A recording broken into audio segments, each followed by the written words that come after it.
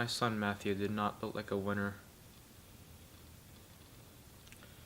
He was rather uncoordinated and wore braces till the age of 13. Until the day he died. However, in his all too brief life, he proved that he was a winner.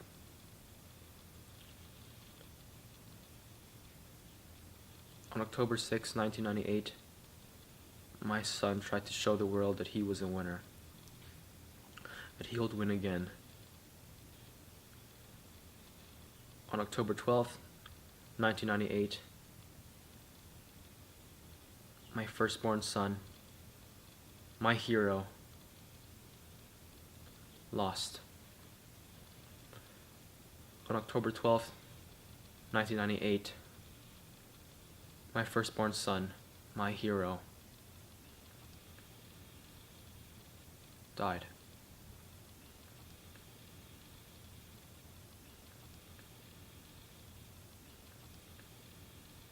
Me and Debris hugged and cried. And you know, everybody had tears in their eyes. And you're just so thankful, you know, and Mr. Shepard was crying. I keep wondering to myself the same thing I did when I first saw him in the hospital. What would he have become? How could he have changed his piece of the world to make it better? And then that just got me bawling, and everybody just... Maybe now we can go on and quit being stuck, you know?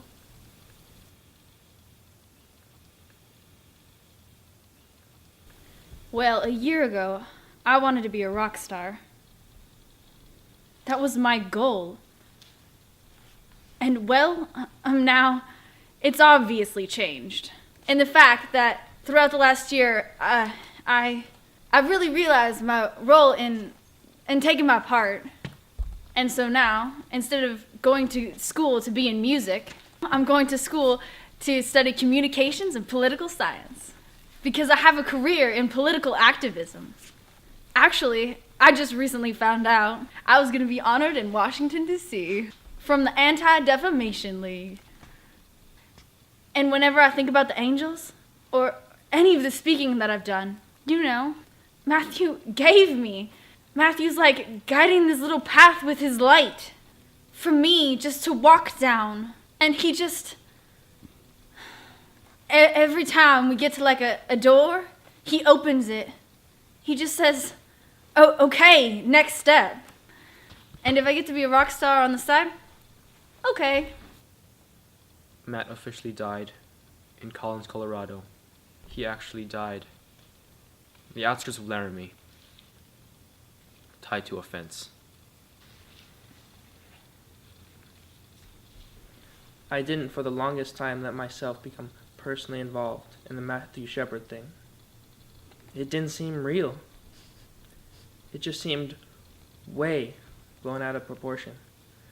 Matthew Shepard was more of a name than an individual. I don't know. It's weird. It's just weird, man. I just feel so bad. Just all the stuff that I told you, the things that I said, the person I used to be. That's why I want to hear those interviews from last year.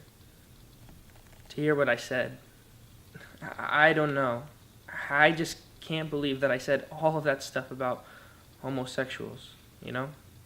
How did I ever let that stuff make you believe that you were different from me?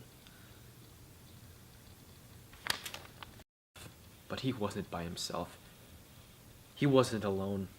There were his lifelong friends with him. Friends he had grown up with. You're probably wondering who these friends were. First, he had the beautiful night sky and the same stars that we used to see through our telescope. Then he had the daylight and the sun to shine through. And through it all, he was breathing. In the scent of pine trees from the snowy range, he heard the wind, the ever-present Wyoming wind, for the last time. I've been up to that site in my limousine, okay? And I remember to myself the night that he and I drove around, he said to me, "Laramie sparkles, doesn't it?"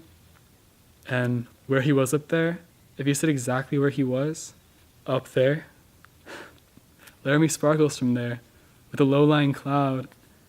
It's the blue lights that's bouncing off the clouds from the airport, and it goes tss, tss, tss, right over the whole city. I mean, it blows you away.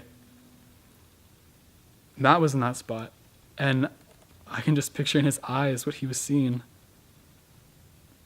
The last thing he saw on this earth was sparkling lights.